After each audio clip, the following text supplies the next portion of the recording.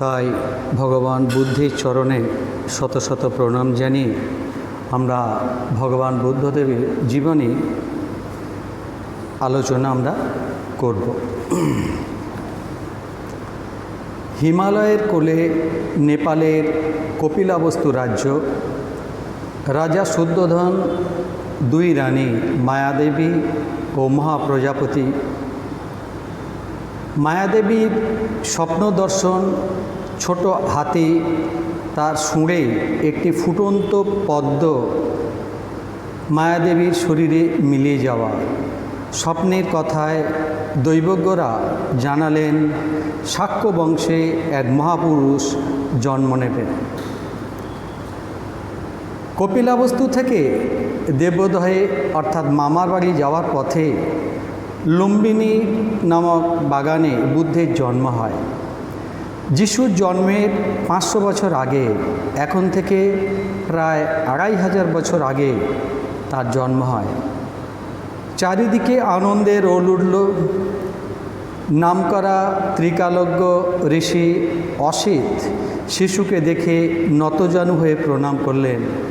এই যে ছোট শিশু জন্মগ্রহণ করেছে, তাকে তখনকার দিনে বড় ঋষি অসিত তিনি এই ছোট্ট শিশুকে নতজানু হয়ে প্রণাম করলেন। ঋষি বললেন, এই শিশু সাধারণ শিশু নয়, ইনি পৃথিবীর মানুষকে মুক্তির সন্ধান দেবেন এবং সিদ্ধার্থ নাম রাখতে বললেন। নামকরণের সময় দৈবজ্ঞেরা জানালেন, থাকে গৃহাশ্রমে, হবে নৃপতি ধারার, হইবে সন্ন্যাসাশ্রমে বুদ্ধ অবতার। অর্থাৎ এই যে ছোট শিশু যদি গৃহে থাকে, তিনি এক বড় নৃপতি হবে ধরার, আর যদি সন্ন্যাসাশ্রমে থাকেন বুদ্ধ অবতার হবেন। সিদ্ধার্থের জন্মের 60 দিনের পরে তার মা মায়াদেবী দেহত্যাগ করেন। বিমাতা মহাপ্রজাপতি গৌতমী শিশুকে লালন পালন করতে লাগলেন। শিশু ধীরে ধীরে বড় হলে তার শিক্ষা জীবন শুরু হলো। রাজার ছেলে ক্ষাত্রধর্ম হিসাবে রণবিদ্যায় তিনি কুশল হলেন। তখনকার দিনে রাজা ছেলেরা মৃগয়ায় যেত। তাই বলছে, মৃগয়ার পূর্ণ সামর্থ্য থাকা সত্ত্বেও কুমার পশুবধ করতেন না। তখনকার দিনে রাজকুমাররা পশুবধ করতেন, কিন্তু এখানে আমরা দেখছি এই যে ছোট সিদ্ধার্থ, তিনি পশুবধ করতেন না। আমরা দেখি তীরবিদ্ধ একটি পশু, মানে এক তীরবিদ্ধ একটি তার কোলে এসে পড়লে একটা বক, তখন আমরা দেখি সেইটা নিয়ে যে এই পশুটাকে মানে পাখিটাকে মেরেছিল, তার সাথে তার তর্ক হয় যে এই আমি তীরবিদ্ধ করেছি, আমাকে দিয়ে দাও। ভগবান মানে সিদ্ধার্থ তখন বলছেন, একে আমি বাঁচিয়েছি, এটা আমার। এই নিয়ে তাদের মধ্যে তখন তর্ক হয়।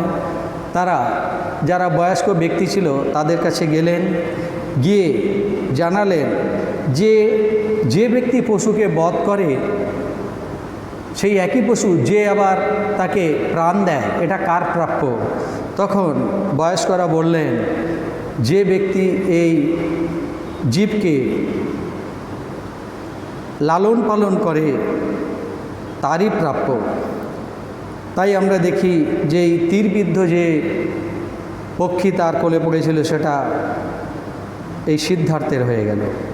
তারপর আমরা দেখি হলাকর্ষণ। তখনকার দিনে এই যে চাষের যে উৎসব হতো, তাতে অনেক কীট পতঙ্গ, ব্যাঙ, সাপ ইত্যাদি নষ্ট হয়ে যেত, তারা মারা পড়ত।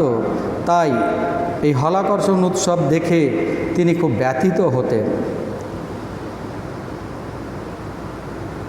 রাজা দেখলেন কুমারের মধ্যে দীপ্ত বৈরাগ্যের মূর্তি। মনে পড়ল ঋষি অসিত ও দৈবজ্ঞদের কথা। শুদ্ধোধনের মনে এলো যে যদি সন্ন্যাসী হয়ে যায়, এই রকম তার মনে একটা শঙ্কা এলো।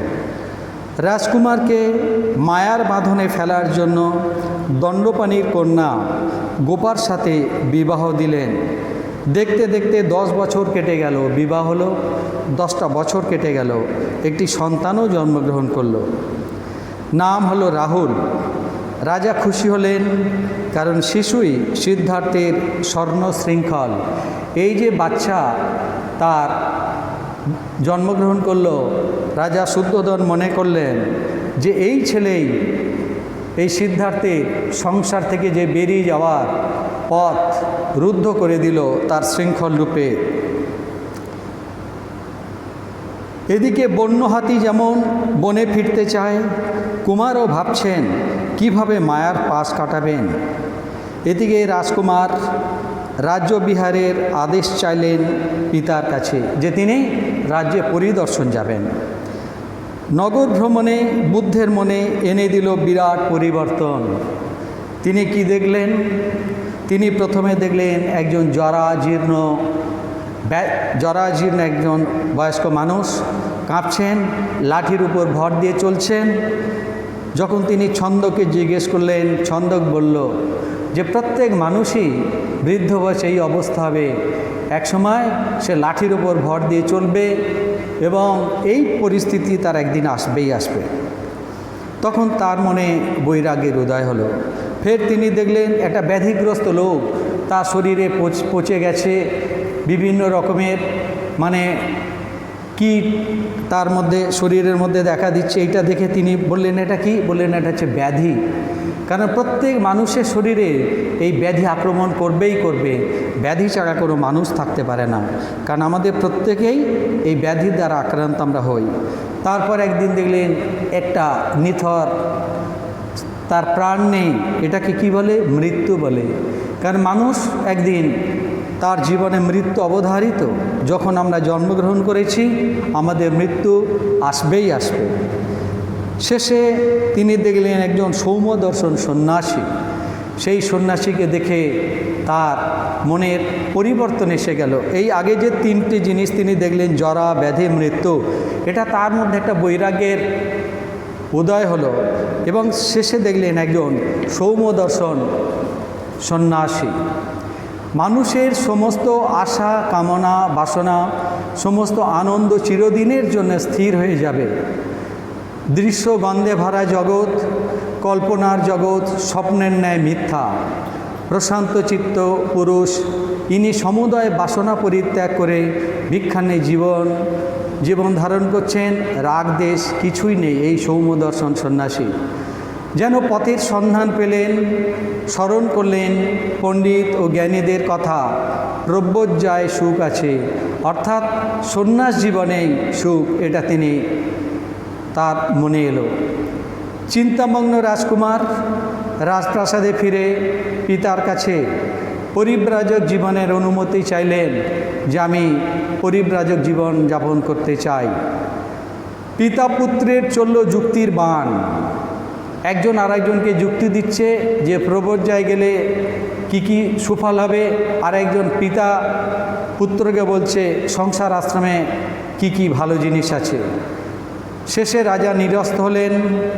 জরা, ব্যাধি, মৃত্যুর হাত থেকে উদ্ধারের উপায় রাজা দিতে পারলেন না। রাজত্ব, রাজপ্রাসাদ, পিতামাতা, পত্নী, নবজাত শিশু সকলের মায়া কাটিয়ে কুমার গৃহত্যাগ করলেন। মৃত্যুর পর কি আছে, এ চিরকালের প্রশ্ন। বালক নচিকেতা যমের দ্বারে গিয়ে প্রশ্ন করেছিলেন, যেয়ং প্রেতে বিচিকিৎসা মনুষ্যে অস্তিত্বে কে নায়ম অস্তিতি চৈকে। মৃত্যুর পর কেউ বলে মানুষ থাকে, কেউ বলে থাকে না। সেই সংশয় রাজকুমারকে গৃহ ছাড়া করল। গৈরিক বসন, দণ্ডকমণ্ডলধারী সৌম্যমূর্তি কুমার ভিক্ষাপাত্র হাতে তত্ত্বজিজ্ঞাসু হয়ে বিভিন্ন মুনির আশ্রমে উপস্থিত হলেন। কর্ম, জন্মান্তরবাদ, আত্মস্বরূপ, আত্মতত্ত্ব প্রভৃতি শিক্ষা লাভ করলেন, কিন্তু মনের ক্ষুধা মিটল না। বিভিন্ন মুনি ঋষির আশ্রমে গিয়ে এই যে আমাদের যে পরম্পরা, যে ভাব আছে তিনি এগুলো জেনেও তার মধ্যে যেন তার ক্ষুধা মিলল না। রাজারা বিভিন্নভাবে প্রলোভন দিয়ে সন্ন্যাসের পথ থেকে তাকে ফেরাতে চাইলেন, কিন্তু সিদ্ধার্থের তীব্র বৈরাগ্যের কাছে সব হার মানল।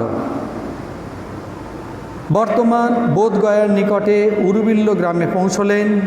পাশেই নৈরঞ্জনা নদী। সিদ্ধির জন্য শপথ নিলেন। তিনি ধ্যানে বসলেন। কি শপথ নিলেন? ইহাসনে সুশ্রুতুমে শরীরং তকস্তি মাংসং প্রলয়ঞ্চ জাতু অপ্রাপ্য বোধিং বহুকল্প দুর্লভং নৈবাসনাৎ কায় মত চলিষ্যাতে। এই আসনে আমার শরীর শুকিয়ে যাক, চামড়া মাংস হাড় লুপ্ত প্রায় হয়ে যাক, তবু বহু জন্ম দুর্লভ বোধি লাভ না করে এই আসন থেকে আমি কিছুতেই উঠব না। এইগুলো আমরা দেখি। ধ্যানে বসলেন। তারপরে আমরা দেখি যখন তিনি ধ্যানের সিদ্ধি লাভ করবেন, ধ্যান ভঙ্গ করার জন্য এলো মার, যা মানুষের সংকল্পের বিঘ্ন আনে। বৈরাগ্যের অগ্নিশিখায় পুড়ে ছাই হয়ে গেল মারের সমস্ত বল বিক্রম। মার পরাজিত হল। মার জয়ী সিদ্ধার্থ আবার স্থির হয়ে বসলেন। ধীরে ধীরে অন্তরের সমস্ত সংশয় অন্ধকার দূর হলো। জ্ঞানে প্রজ্ঞায় জ্যোতিতে হৃদয়ে ভরে গেল। মার পরাজিত চিত্ত স্থির অবিচল, যেন স্নিগ্ধ নিরমল দর্পণ উজ্জ্বল। উদ্ভাসিত চিত্তজ্ঞান প্রদীপ্ত শিখায়, রবি করে দীপ্ত স্বচ্ছ দর্পণের প্রায়। গৌতম বোধিলাভ করলেন। তার সম্মুখে জরা জন্ম ব্যাধি মৃত্যু রহস্যদ্বার উদ্ঘাটিত হল। সিদ্ধার্থ উপলব্ধি করলেন দুঃখের কারণ কি, দুঃখের হাত থেকে উদ্ধারের উপায় কি। যেদিন সেই দিন ছিল বৈশাখী পূর্ণিমার রাত। সিদ্ধার্থ হলেন বুদ্ধ। মানুষের দুঃখে কাতর হয়ে গৌতম ভোগবিলাস পরিত্যাগ করেছিলেন। আজ মানুষের দুঃখ নিবারণের পথ তিনি খুঁজে পেয়েছেন। উপনিষদে ঋষি যেমন বলেছিলেন, তমেব বিদিত্তা অতিমৃত্যুমেতি নান্যপন্থা বিদ্যাতে অয়নায়। সিদ্ধার্থ পেয়েছেন সেই পথের সন্ধান, কিন্তু এর কথা কে বুঝবে? এই যে তিনি যে কথাগুলো জেনেছেন, এটা কে বুঝবে? তিনি যখন সাধনা করছিলেন, তার 5 জন শিষ্য ছিল। সেই শিষ্যরা তাকে ছেড়ে চলে গিয়েছিল। তার স্মরণ হলো 5 জন শিষ্যের কথা। তিনি জানলেন তারা বারাণসীর মৃগদাবে অর্থাৎ সারনাথে তারা আছে। শাক্যমুনি গৌতম চললেন মৃগদাবে, কারণ তার এই যে তত্ত্ব তিনি উপলব্ধি করেছেন, সেই তত্ত্বকে জানার জন্যে সেরকম মানুষের দরকার। তাই 5 জন শিষ্য তার ছিল। তারা হলেন কোদণ্ড, বাপা, ভদ্রিয়, মহানাম ও অশ্বজিৎ। দূর থেকে দেখতে পেলেন বুদ্ধদেবকে। জ্যোতির্ময় শরীর, সমস্ত দেহ থেকে যেন আভা ফুটে বেরুচ্ছে। বরণ করলেন গুরুকে, শুনলেন অপূর্ব অনুভূতির কথা। ভগবান বুদ্ধ তার অপূর্ব অনুভূতির কথা তাদেরকে জানালেন। শিষ্যরা জানল 4 আর্য সত্যের কথা, শুনল মধ্যপথ, অষ্টাঙ্গিক মার্গ ও নির্বাণ প্রভৃতির কথা। শিষ্যরা গ্রহণ করল নতুন ধর্ম, তাই উচ্চারণ করল ধর্মং শরণং গচ্ছামি। গ্রহণ করল বুদ্ধদেবকে নূতনভাবে, তাই উচ্চারণ করল বুদ্ধং শরণং গচ্ছামি। সৃষ্টি হলো নূতন সংঘ, শিষ্যরা উচ্চারণ করল সংঘং শরণং গচ্ছামি। জগতের ইতিহাসে এভাবে সন্ন্যাসীর সংঘ স্থাপন এই প্রথম পৃথিবীর ইতিহাসে। শুরু হলো প্রচার জীবন। সারনাথে ধর্মচক্র প্রবর্তনের সঙ্গে সঙ্গে অনেক লোক তার উদার ধর্মের কথা শুনে সেই ধর্ম গ্রহণ করলেন। তারপর শিষ্যদের নির্দেশ দিলেন বহুজন সুখায় বহুজন হিতায়, এই কল্যাণকর ধর্মের বাণী ছড়িয়ে দিতে হবে। হে ভিক্ষুগণ, তোমরা দেশে দেশে ভ্রমণ করো, লোককে ধর্ম শেখাও, শীল শিক্ষা দাও। সারনাথ থেকে গেলেন উরুবিল্লে। এখানে কাশ্যপ নামে এক সর্বশাস্ত্রবিদ পণ্ডিত বাস করতেন। তিনি বুদ্ধদেবের কাছে তর্কে পরাজিত হয়ে সমস্ত শিষ্যদের নিয়ে বৌদ্ধ ধর্ম গ্রহণ করলেন। এদিকে কথা ছিল সিদ্ধি লাভের পর রাজা বিম্বিসারের আতিথ্য গ্রহণ করবেন। রাজগৃহে এসে দেখেন রাজা পুত্র কামনায় দেবতার প্রীতির জন্য বিরাট যজ্ঞ করছেন। রাজা বিম্বিসার, এই যজ্ঞে বহু পশু বধ হইবে, তাই দেখা গেল বুদ্ধ ছাক শিশুর পরিবর্তে নিজেকে যূপকাষ্ঠে, অর্থাৎ যেখানে বলি দেওয়া হবে সেই যূপকাষ্ঠে নিজেকেই বলি দিতে চাইলেন। পরে রাজা বুদ্ধের অপূর্ব ধর্মতত্ত্বের ব্যাখ্যা শুনে মুগ্ধ হলেন এবং সমগ্র রাজ পরিবার বৌদ্ধ ধর্ম গ্রহণ করলেন। এই রাজা বিম্বিসার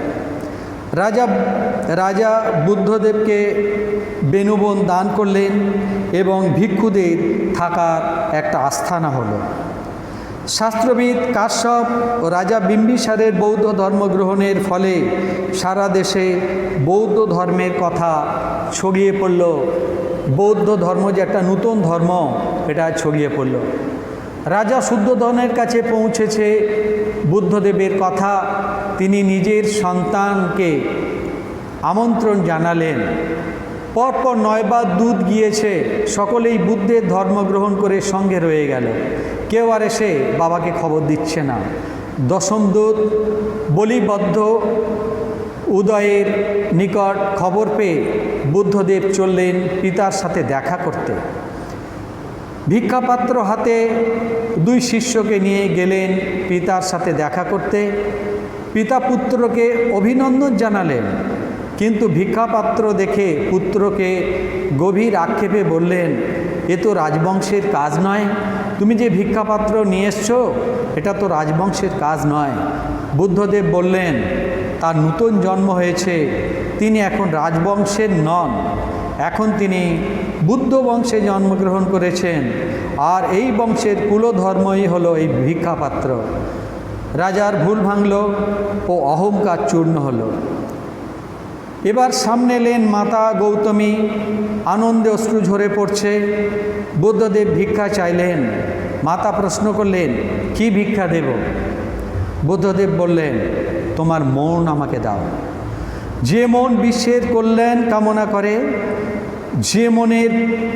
সে মনের পরিমাণ নেই, গণ্ডি নেই, সর্বভূতে তার প্রসার, সেই মনটাকে তুমি আমাকে দাও।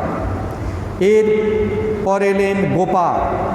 বুদ্ধের চরণ নয়নাশ্রু দিয়ে ভাসিয়ে হৃদয় শ্রদ্ধা নিবেদন করলেন। এরপর এলো পুত্র রাহুল। বুদ্ধদেব তাকে আশীর্বাদ করলেন। সেই আশীর্বাদ যেন সমগ্র বিশ্বে ছড়িয়ে পড়ল কল্যাণ কামনায়। তিনি বললেন, সর্বপ্রাণী হোক সুখী, হোক শত্রুহীন, অন্তরে অহিংসা যেন রয় চিরদিন, নিজ নিজ যথালব্ধ সম্পত্তি হইতে বঞ্চিত না হয় যেন কেহ পৃথিবীতে। এরপর রাহুল ভিক্ষু হওয়ার প্রার্থনা জানালেন। বুদ্ধের আদেশে রাহুল ভিক্ষু হল। জ্ঞাতিভাই নন্দ ও অনেকে বুদ্ধের ধর্মগ্রহণ করলেন। বৃদ্ধ রাজা ও রানী হাহাকার করে উঠলেন। সিদ্ধার্থ গেল, নন্দ গেল, রাহুল গেল, রাজ্য চলবে কি করে? বুদ্ধদেব ব্যাপারটা বুঝে বললেন, পিতামাতার অনুমতি ছাড়া ছোটদের সঙ্গে যোগদানের অনুমতি তিনি দেবেন না। যে বড়দের কাছে তার জন্যে অনুমতি নিতে হবে, বড়রা যেন অনুমতি দেয় তবেই তিনি সঙ্গে থাকতে দেবেন। এই সময়ে বৈশালীতে দেখা দিল মহামারী। বুদ্ধের পদার্পণে বৈশালীর মানুষ মৃত্যুর হাত থেকে রক্ষা পেল। এতে এখানকার লোক বুদ্ধের ভক্ত হয়ে গেল। এই সময় শুনলেন শাক্যদের মধ্যে রোহিণী নদীর জল নিয়ে দ্বন্দ্ব হচ্ছে, যে তার এই শাক্য বংশে তার জন্ম। এখানে রোহিণী নদীর জল নিয়ে তাদের মধ্যে দ্বন্দ্ব হচ্ছে। তিনি তাদের বললেন, বৃক্ষরা আলাদা আলাদা থাকলে তুমুল ঝড়ে চূর্ণ বিচূর্ণ বা উৎপাটিত হওয়ার সম্ভাবনা থাকে। যদি একটা বৃক্ষ যদি আলাদা আলাদা থাকে তাহলে কি হয়, তুমুল ঝড়ে সেগুলো চূর্ণ বিচূর্ণ হয়ে যায়, গোড়া থেকে উৎপাটিত হওয়ার সম্ভাবনা থাকে। কিন্তু বনের মতো যদি এক স্থানে থাকে, ঝড় বেশি ক্ষতি করতে পারে না। সেইরূপ এই গৃহদ্বন্দ্বে বিচ্ছিন্ন হলে একতার অভাবে ভবিষ্যতে তাদের নষ্ট হওয়ার সম্ভাবনা আছে। এই শাক্য বংশ নষ্ট হয়ে যাবে যদি তারা একত্র না থাকে, তাদের নষ্ট হওয়ার সম্ভাবনা। যেমন বৃক্ষ আলাদা আলাদা থাকলে ঝড়ে পড়ে যেতে পারে, ঠিক তেমনি এই কথা শুনে বিবাদ মিটিয়ে বন্ধুর মতো তারা বাস করতে লাগলেন। বুদ্ধের সঙ্গে যেমন স্থান পেয়েছিল বিত্তবান সমাজের প্রতিষ্ঠাবান নরনারী, ঠিক তেমনি সমাজের ঘৃণিত পদমর্যাদাহীন নরনারীও তার অপার করুণা পেয়ে ধন্য হয়েছে। সমাজের ঘৃণিতা নারী নর্তকী আম্রপালি বুদ্ধের উপদেশে জীবনের পরিবর্তন এনে বুদ্ধের চরণে নিজেকে সমর্পণ করেছে। বুদ্ধ তার নিমন্ত্রণ গ্রহণ করলেন, আম্রপালির বাড়িতে এলেন। বুদ্ধের দয়া দেখে আম্রপালি ভক্তিতে লুটিয়ে পড়লেন এবং বুদ্ধের কাছে কৃপা ভিক্ষা করলেন। তখন বুদ্ধ বললেন, সর্বপাপ কর্ম হতে হইয় বিরত, কুশল কর্মের সদা করো আচরণ, চিত্ত তব পরিশুদ্ধ করিও নিয়ত, জানিও বুদ্ধের এ হয় অনুশাসন। অবশেষে আম্রপালি বিরাট আম বাগানটি সংঘকে দান করলেন। কোশল রাজ্যে ছিল এক ভয়ঙ্কর দস্যু অঙ্গুলিমাল। তার গলায় থাকত মানুষের কাটা অঙ্গুলির মালা। পথিকদের সব লুট করে তার হাতের আঙ্গুল কেটে নিয়ে তিনি মালা করতেন, সেই মালা পরতেন। ভগবান বুদ্ধের সংস্পর্শে সে শিষ্য হয়ে সঙ্গে যোগদান করলেন এই অঙ্গুলিমাল। বুদ্ধদেবের উপদেশের পদ্ধতি ছিল অপূর্ব। অধমুখ কুম্ভ ছড়িয়ে পড়া কুল, অধমুখ কুম্ভ ছড়িয়ে পড়া কুল, ঊর্ধ্বমুখ কুম্ভ। কোন ধরনের শিষ্য হতে চাও? ভগবান বুদ্ধ বলতেন, কোন ধরনের শিষ্য হতে চাও? এই সময় শ্রাবস্তীর নদী তীরে নির্জনে তিনি বসে আছেন। এক নারী তার মৃত পুত্রকে নিয়ে বুদ্ধের কাছে হাজির হলেন। বুদ্ধের অনেক নাম শুনেছেন যে সিদ্ধ মহাপুরুষ, তিনি চাইলে তার মৃত সন্তানকে তিনি জীবিত করে দিতে পারেন। তাই এলেন সন্তানের প্রাণ ভিক্ষা করতে। বুদ্ধদেব অনেক চেষ্টা করলেন তাকে বিরত করার, কিন্তু সব চেষ্টায় ব্যর্থ হলো। তখন ভগবান বুদ্ধ বললেন, উঠো মাতো, যাও, আনো মুষ্টিমেয় সরিষা, কেবল এক মুষ্ট সরিষা নিয়ে এসো। গৌতমীর আনন্দের সীমা নেই। কেবল এক মুষ্টি সরিষা, সে তো অতি সহজ।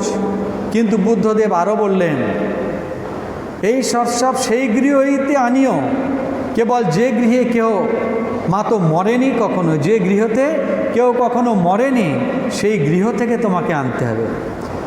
গৌতমী ছুটল দ্বারে দ্বারে। সময় অতীত হলো, প্রাতকাল, মধ্যাহ্নকাল, অপরাহ্নকাল, কিন্তু এমন দ্বার মিলল না যেখানে মৃত্যু স্পর্শ না এসেছে। এখন তিনি বুঝলেন মৃত্যুর হাত থেকে কেউই রেহাই পায় না। তখন বুদ্ধির চরণে আশ্রয় চাইল। ভগবান বুদ্ধ আশীর্বাদ করলেন, মৃত্যু যখন আসে, পুত্র পিতা মাতা কেহ করে না কো ত্রাণ, জ্ঞাতিরাও নাহি করে কোনো বাধা দান। শুদ্ধ চিত্ত জ্ঞানীগণ এই তত্ত্ব বুঝে নির্বাণের পথখানি শুধু লয় খুঁজে। যারা জ্ঞানী তারা এটা জেনে মৃত্যু যখন আসবে তখন আমাদের কেউ রক্ষা করতে পারবে না। তাই যারা শুদ্ধ চিত্ত জ্ঞানী তারা নির্বাণের পথ বেছে নেয়। ধীরে ধীরে বুদ্ধের আবির্ভাবের সার্থকতা ও লোকশিক্ষার কাজ ফুরিয়ে আসতে লাগলো। প্রায় ৪৫ বছর বুদ্ধদেব তার এই ধর্ম প্রচার করলেন। তার জীবনের সন্ধ্যা ঘনিয়ে আসছে। কুশীনগরের পরিনির্বাণ হবে। মঞ্চে শয়ন করলেন বুদ্ধদেব। বয়স তখন ৮০ বছর। তিনি বললেন, এই তার শেষ শয়ন। সকলে হায় হায় করে উঠল। পাশেই ছিল প্রিয় অনুচর আনন্দ। বুদ্ধদেব তাকে সান্ত্বনা দিলেন। ধীরে ধীরে মহানীরবতা। বুদ্ধের জীবনকে কেন্দ্র করে গড়ে উঠেছে বিরাট সংঘ। তার নাম বৌদ্ধ সংঘ। সন্ন্যাসীদের জন্য এইরকম সংঘ জগতের ইতিহাসে এই প্রথম। জগতে দুঃখ আছে, দুঃখের কারণ আছে, দুঃখের নাশ আছে এবং এই নাশের উপায়ও আছে। দুঃখের কারণ মানুষের তৃষ্ণা, কামনা, বাসনা। এই কারণ নাশের জন্য মানুষ যদি তার নির্দিষ্ট ৮টি পথের অনুসরণ করে তবে এই মানুষ দুঃখের পারে যাবে। তাকে নির্বাণ বলেছেন। এই যে দুঃখের পারে যাবেন তাকে নির্বাণ বলা হচ্ছে। বুদ্ধ নির্দিষ্ট ৮টি পথ। সে ৮টি পথ কি? সম্যক দৃষ্টি, সম্যক সংকল্প, সম্যক বাক্য, সম্যক কর্ম, সম্যক জীবিকা, সম্যক ব্যায়াম, সম্যক স্মৃতি এবং সম্যক সমাধি। একে বলে অষ্টাঙ্গিক মার্গ। এগুলি পালন করলে মানুষ বুঝতে পারে নিজেকে নিজের হাতে দুঃখের নাশ করতে হবে। এই অষ্টাঙ্গিক মার্গকে তিনি ৩ ভাগে ভাগ করেছিলেন। এই অষ্টাঙ্গিক মার্গকে তিনি ৩ ভাবে ভাগ করেছিলেন।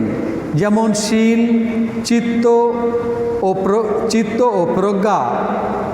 শীল পালনের জন্য সাধককে শরীর বাক সংযত করতে হয়।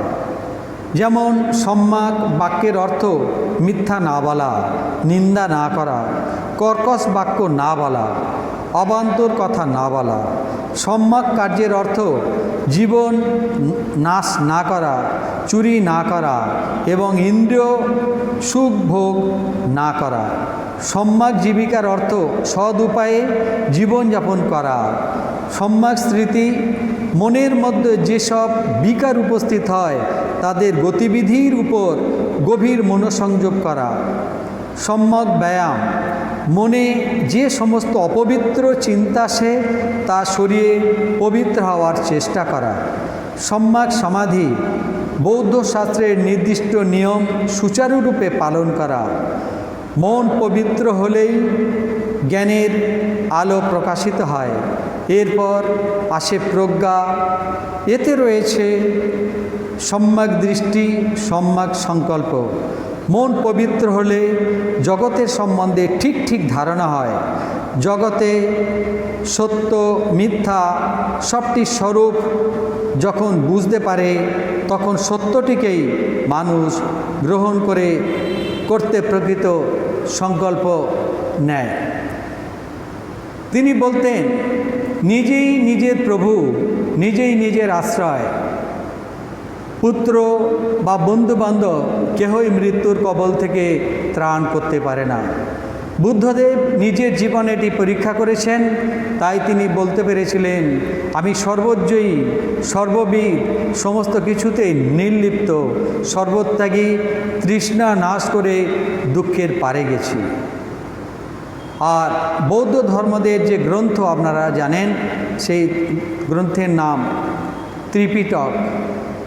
আর ভগবান বুদ্ধ কী বলতেন? আত্মনির্ভরশীলতায় দ্বারাই বোধিলাভ বুদ্ধের ধর্ম। তাহলে আত্মনির্ভরশীল হতে হবে। যেমন স্বামীজি বলতেন, নিজের ওপর বিশ্বাস। এই বিশ্বাস নেই, তার দিকে আমাদের এগিয়ে যেতে হবে। তাই আজকের এই বিশেষ দিনে ভগবানের বুদ্ধির চরণে শত শত প্রণাম জানিয়ে আমাদের পাঠ এখানে আমরা সমাপ্ত করছি। ওম শান্তি শান্তি শান্তি। হরি ওম তৎসৎ। श्रीरामकृष्णाय अर्पणमस्तु। जय श्री गुरु महाराज जी की जय। जय महामाई की जय। जय स्वामी जी महाराज जी की जय। जय गंगा माई की जय। जय भगवान बुद्धदेव की जय।